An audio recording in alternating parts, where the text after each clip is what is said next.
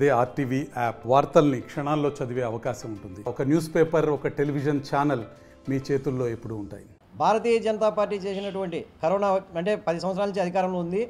కానీ కరోనా నుంచి ఇప్పటి వరకు అయితే కనుక ప్రతి గ్రామంలో కూడా అంటే మేము వెళ్ళి ప్రతి ఒక్కరిని కూడా పలకరించాము. అంటే నరేంద్ర మోడీ గారు చేసినటువంటి అభివృద్ధి కానీ లేదా పాంప్లెట్లు కానీ రాష్ట్ర పార్టీ ఇచ్చింది కానీ ప్రతి ఒక్కటి కూడా మేము అక్కడికి వెళ్ళి ప్రతి ఒక్కటి అడిగితే ప్రతి ఒక్కరు కూడా అంటే చదువు వచ్చిన వాళ్ళు కావచ్చు, ఎడ్యుకేషన్ అన్ ఎడ్యుకేషన్ ఎవరైనా కూడా అంటే 65 సంవత్సరాల ఒక ఆమెను పోయి అడిగాము, అమ్మ మీరు కరోనా వ్యాక్సిన్ వేయించుకున్నారా అంటే అయ్యా 2 సార్లు వేశారు. అంటే మీరు ఏమైనా డబ్బులు తీసుకున్నారా ఎవరన్నా అంటే ఏం డబ్బులు తీసుకోలేదా, నరేంద్ర మోడీ గారు మా ఇంటికే పంపించి నేను వద్దన్నా కూడా నాకు కరోనా టీకా వేశారని చెప్పారు.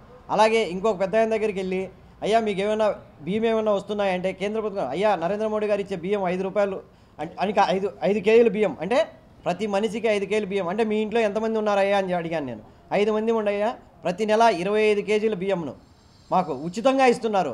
అటువంటి మహానుభావుడు నిజంగా ఇప్పుడు కేజీ బియ్యం 50 రూపాయలు ఉండే టైంలో కూడా ఉచితంగా బియ్యం ఇవ్వడం అనేది చాలా గొప్ప విషయం అయ్యా.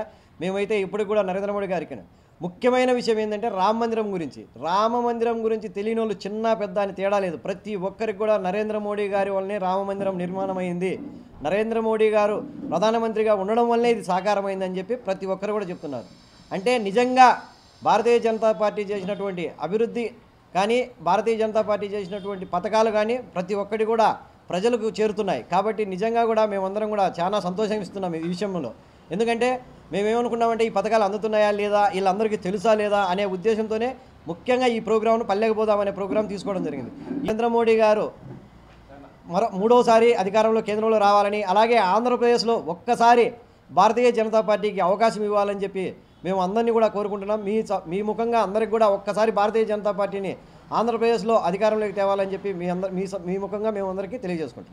మరిన్ని వీడియోస్ కోసం ఛానల్ ని సబ్స్క్రైబ్ చేయండి, లేటెస్ట్ అప్డేట్స్ కోసం వాట్సాప్ ఛానల్ ని ఫాలో చేయండి అండ్ లింక్ డిస్క్రిప్షన్ లో ఉంది.